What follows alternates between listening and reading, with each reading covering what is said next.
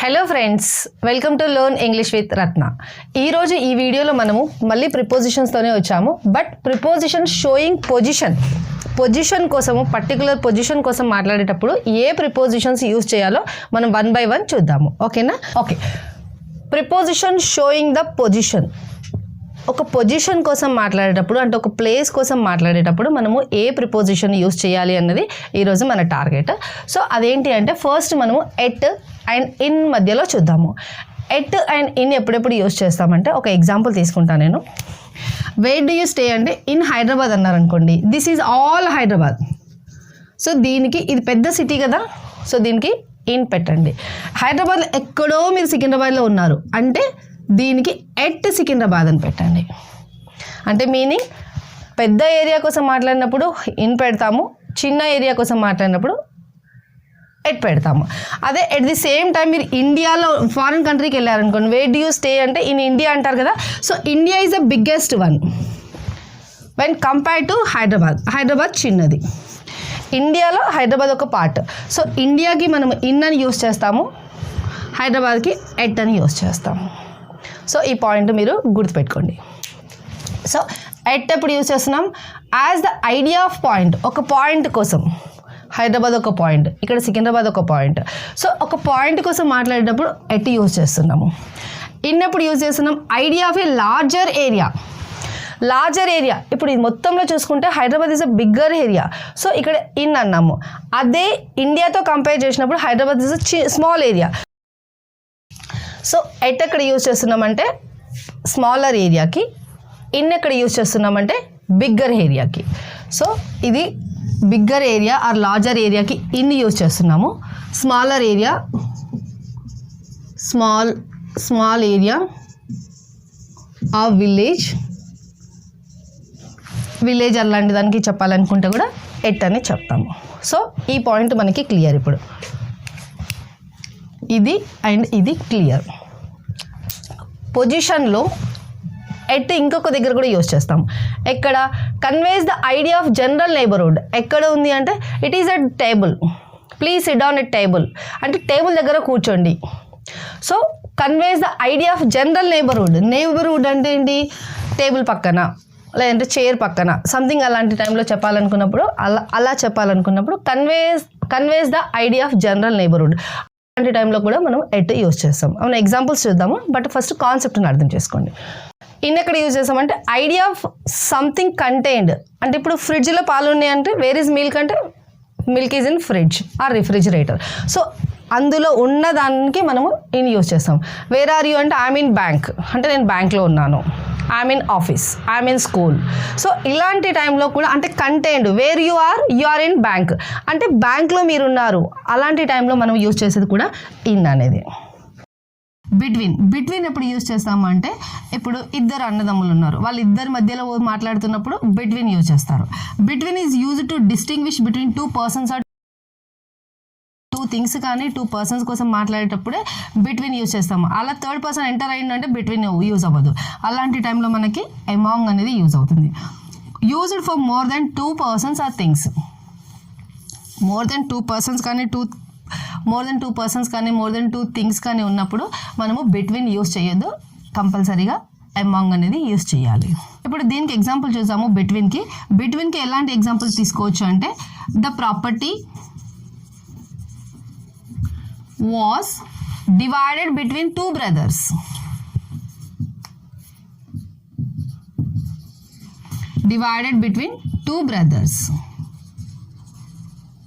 అంటే ప్రాపర్టీ ఏదైతే ఉందో ఆ ప్రాపర్టీని ఇద్దరు బ్రదర్స్ మధ్యలో, ఇద్దరు అన్నదమ్ముల మధ్యలో షేర్ చేశారు అని చెప్పడానికి బిట్వీన్ అంటాము. అదే 2 persons కన్నా ఎక్కువ ఉన్నారనుకోండి, అప్పుడు అమాంగ్ అంటాం. ద సేమ్ క్వశ్చన్ తీసుకుంటే అంటే సేమ్ సెంటెన్స్ తీసుకుంటే the property was divided among the 3 brothers or among all the brothers.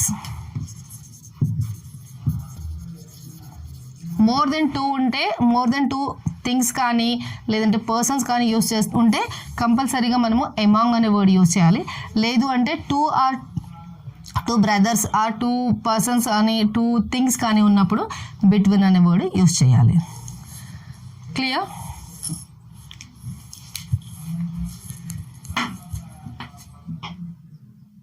Right. Above. Above ఎక్కడ యూజ్ చేస్తామంటే అబో.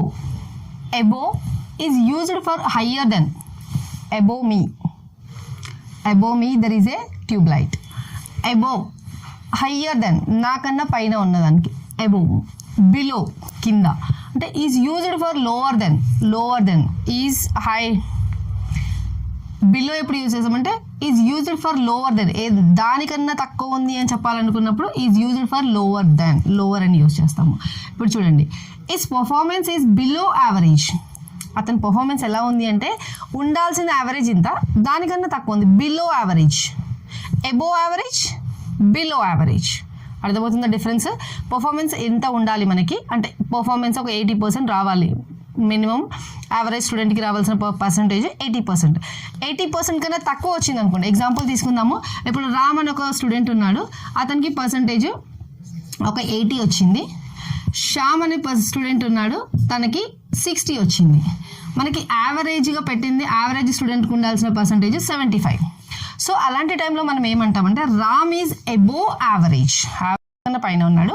Shyam is below average, average కన్నా తక్కువ ఉన్నాడు. So I think you understood this difference. Above అంటే మనం పెట్టుకున్న స్టాండర్డ్ కన్నా పైన ఉన్నదాన్ని అబో అంటాము, స్టాండర్డ్ కన్నా తక్కువ ఉంటే బిలో అని అంటాము. So above and below, I think it's clear, right? Next under and over. Under లోపల చూడండి, is used for the vertically below. Underground is used for vertically below. Vertically below అంటే కింద ఉన్నది. We sit under the tree when we have no class. మనకి class లేనప్పుడు మనం timepass చేయడానికి tree కింద అంటే చెట్టు కింద కూర్చుంటాము. అంటే చెట్టు దానికి కింద. So under the tree, under the tree. ఇంకో చూడండి, over is used for vertically above. ఇప్పుడు ఇది ఒక ఫ్లోర్ ఉంది, ఈ ఫ్లోర్ పైన ఇంకొక ఫ్లోర్ ఉంది అని చెప్పడానికి there is a one more floor on this floor. So ఇప్పుడు ఇది చూడండి, there is a room over the garage. అంటే there is a floor, there is a room over the garage. అంటే ఇప్పుడు ఇది గ్యారేజ్ అనుకుందాము, దీనిపైన ఇంకొక ఫ్లోర్ ఉంది లేదంటే ఇంకొక రూమ్ ఉంది అని చెప్పడానికి ఓవర్ అని అంటున్నాం ఇక్కడ. Over, over the garage or over the floor. అంటే మనం ఏదైతే ఉన్నామో, ఎక్కడైతే ఉన్నామో దానిపైన ఇంకొకటి ఉంది అంటే వర్టికలీ అంటే ఇలా straight line. Vertically above is the over, vertically down is the lower, that is under. Vertically above over, vertically below under. Next ఇంకొక వర్డ్ యూస్ చేస్తాం మనము, బినీత్ అని. బినీత్ అంటే అండర్ గ్రౌండ్లో, లోపల. షోస్ ద లోవర్ పొజిషన్, మొత్తం కింద, కింద అండర్ గ్రౌండ్లో. ఇప్పుడు చెట్టు వేర్లు ఉంటాయా, రూట్స్, అవి ఎక్కడ ఉన్నాయంటే బినీత్, లోపల ఉన్నాయి. షోస్ ద లోవర్ పొజిషన్, మొత్తం కింద ఉన్నాయి. సో ఎగ్జాంపుల్ చూసుకుంటే the ground was soiled beneath her. ఇక్కడ ఉన్న ప్లేస్ని సాయిల్డ్ చేశారు అంటే బినీత్ అంటే లోపల, లోపల మన భూమి లోపల అంటారు కదా, సో దాన్ని లోపల అంటారు, beneath. Next on or upon. On ఎప్పుడు యూస్ చేస్తాం, అపాన్ ఎప్పుడు యూస్ చేస్తామంటే ఆన్ అపాన్ రెండు things when are in rest, when are at rest. ఇప్పుడు చూడండి ఇక్కడ both on or upon are used while things are at rest.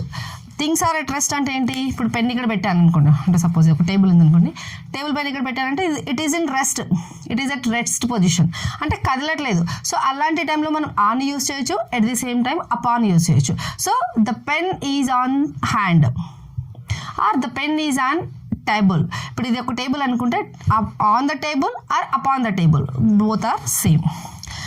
Both on or upon are used while things are at rest. Rest అంటే కదలట్లేదు, table పైన మనం ఒక book పెట్టాము, అది కదలట్లేదు, అలానే ఉంది. సో దాన్ని థింగ్స్ ఆర్ ఎట్ రెస్ట్ అంటాము. సో అలాంటి టైంలో మనం ఆన్ యూస్ చేయొచ్చు, at the same time upon కూడా యూస్ చేయొచ్చు. ఎగ్జాంపుల్ అని చూడండి, my bag is on the chair అనొచ్చు, లేదంటే అపాన్ ద చైర్ అని కూడా అనొచ్చు. So things are at rest.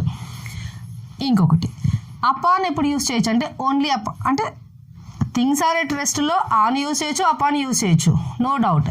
కానీ మూవ్ అవుతూ ఉన్నది అంటే ఇప్పుడు ఒక ఎగ్జాంపుల్ ఉంది చూడండి. The cat jumped upon the chair పైనకి ఇలా క్యాట్ పిల్లి ఇలా దుంకిపోయింది అనుకోండి, అంటే అది స్టిల్లో లేదు, ఇలా రెస్ట్లో లేదు, ఇలా దుంకిపోతుంది అంటే అప్పుడు ఆన్ యూస్ చేయదు, అపాన్.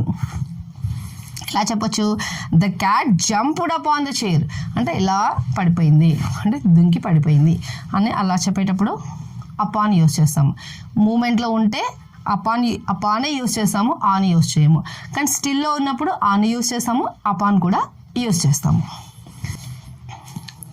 ఓకే ఫ్రెండ్స్, ఈరోజు వీడియోలో ఇంతే. ఒకవేళ మీకు ఈ వీడియో నచ్చితే ప్లీజ్ లైక్ చేయండి, షేర్ చేయండి అండ్ సబ్స్క్రైబ్ చేయండి. ఎట్ ది సేమ్ టైం ఈ ఛానల్ ద్వారా మనం చెప్పదలుచుకుంది ఏంటి అంటే, ఎస్పెషల్లీ మనము ఇంగ్లీష్ ఇంప్రూవ్ చేసుకోవాలనుకున్న వాళ్ళకి, లేదా మీరు కాంపిటేటివ్ ఎగ్జామ్స్కి కనుక వెళ్తూ ఉంటే కాంపిటేటివ్ ఎగ్జామ్లో అడిగే ఇంగ్లీష్ క్వశ్చన్స్కి ఆన్సర్ ఎలా చేయాలన్నది చూస్తాము. ఇప్పుడైతే ప్రాక్టికల్గా మనము ఓన్లీ కాన్సెప్ట్స్ చూస్తున్నాము. వన్స్ కాన్సెప్ట్ ఒక ఇప్పుడు ప్రిపోజిషన్ ఉంది, ప్రిపోజిషన్ కంప్లీట్ అవ్వగానే ప్రిపోజిషన్కి సంబంధించిన ఎంసీక్యూస్ ఒక లిస్ట్ తీసుకొని మేము ఎంసీక్యూస్ ఒక పీడిఎఫ్ తీసుకొని వస్తాము. ఆ పీడిఎఫ్లో ఎక్స్ప్లెయిన్ చేస్తూ, అంటే మీరు 4 క్వశ్చన్స్ ఇచ్చినప్పుడు ఆ 4 క్వశ్చన్స్లో ఏది రైట్, ఆన్ కరెక్టా, ఆఫ్ కరెక్టా, ఎట్ కరెక్టా, ఇన్ కరెక్టా, ఇట్లా 4 ఇస్తారు కదా. సో అందులో ఏది కరెక్టో అని చెప్పడానికి అలా మనము ఒక పీడిఎఫ్ రెడీ చేసుకొని వస్తున్నాము. సో ఈ టాపిక్ అయిపోగానే ఈ టాపిక్ పైన మీకు ఎంసీక్యూస్ ఉంటాయి, అలానే ప్రీవియస్ క్వశ్చన్ పేపర్స్ అలా మేము ప్లాన్ చేస్తున్నాము పెట్టడానికి. సో మేము మీ దగ్గర నుంచి ఎక్స్పెక్ట్ చేసేది ఒకటి ఎంకరేజ్మెంట్. ఇన్ ద సెన్స్ మీరు సపోర్ట్ చేస్తే కనుక మేము ఇంకా ప్రీవియస్ క్వశ్చన్ పేపర్స్ కానీ, లేదంటే ఇంకా ప్రాక్టీస్ క్వశ్చన్స్ కానీ అలాంటివన్నీ మనం క్లాస్లో ప్రాక్టీస్ చేయడానికి, ఇంగ్లీష్ అండ్ తెలుగులో ప్రాక్టీస్ చేయడానికి బాగుంటుందని మేము ఎక్స్పెక్ట్ చేస్తున్నాము. సో ఐ హోప్ మీకు ఈ క్లాస్ యూస్ఫుల్ అనుకుంటున్నాను. ఇన్ కేస్ మీరు కూడా అలానే అనుకుంటే, మీ ఫ్రెండ్స్ ఉంటే ఎవరైనా వాళ్ళు కూడా కాంపిటేటివ్ ఎగ్జామ్స్ రాస్తున్నా కూడా, లేదంటే ఇంగ్లీష్ని ఇంప్రూవ్ చేసుకోవాలనుకుంటున్నా కూడా వాళ్ళతో కూడా ఈ ఛానల్ని షేర్ చేయండి. ఓకేనా? Thank you.